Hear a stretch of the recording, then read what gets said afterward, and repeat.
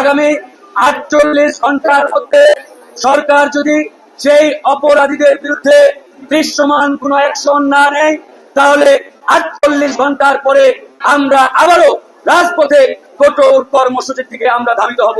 আপনারা জানেন যে জনাব নুরুল হক নূরকে কারা আক্রমণ করেছে, কারা তার উপরে হামলা চালিয়েছে, সেটা দিনের আলোর মতো পরিষ্কার। গণমাধ্যমের ভিডিও লাইভে আসছে, সেখানে কতিপয় সেনা সদস্য এবং পুলিশ বাহিনীর সদস্যরা প্রকাশ্যে মিডিয়ার সামনে জনাব নুরুল হক নূরকে রক্তাক্ত করেছে। এরকম ভিডিও ফুটেজ প্রমাণ থাকা সত্ত্বেও সরকার যখন তদন্ত কমিশন করে 30 কার্য দিবস সেই কমিশনের মেয়াদ দেয়, তার মানে বুঝতে হবে সরকার এই ঘটনার বিচার সঠিকভাবে কতটুকু করতে আগ্রহী বা সদিচ্ছা রয়েছে, এটাও কিন্তু অনেকটা আমরা সন্দেহের চোখে দেখছি। তারপরেও যেহেতু কমিশন গঠন করেছে, এই কমিশনের অগ্রগতি কতটুকু সেটি আমরা সরকারের কাছে জানতে চাই। প্রিয় সাংবাদিক বন্ধুগণ, ইতিমধ্যে আপনারা দেখেছেন এই ঘটনা ঘটার প্রায় 15 দিন হয়ে গেল, কিন্তু আজ পর্যন্ত যারা অপরাধী তাদের কারো বিরুদ্ধে এখন পর্যন্ত সরকারের কোনো অ্যাকশন নেওয়া হয় নাই।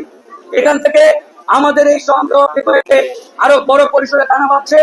আমরা আজকের এই সংবাদ সম্মেলন থেকে স্পষ্টভাবে ঘোষণা দিচ্ছি, আগামী 48 ঘন্টার মধ্যে সরকার যদি সেই অপরাধীদের বিরুদ্ধে দৃশ্যমান কোনো অ্যাকশন না নেয়, তাহলে 48 ঘন্টার পরে আমরা আবারও রাজপথে কঠোর কর্মসূচির দিকে আমরা ধাবিত হব। সেই কঠোর কর্মসূচি কি ধরনের হবে সেটা আপনারা আগামী 48 ঘন্টার পরে বুঝতে পারবেন এবং সরকারও টের পাবে। আমরা আবার স্পষ্ট করে বলছি, 48 ঘন্টার মধ্যে অপরাধীরা যদি দৃশ্যমান কোনো একজনের আওতায় না আসে, তাহলে 48 ঘন্টার পরে আমাদের কঠোর কর্মসূচিতে আমরা ধাবিত হব। একই সাথে জনাব নুরুল হক নূর রাজপথে নেমে তার উপরে যে হামলা, এই হামলার বিচারের জন্য যা যা করার তাই করা হবে। এই বলে আমি এখানে শেষ করছি।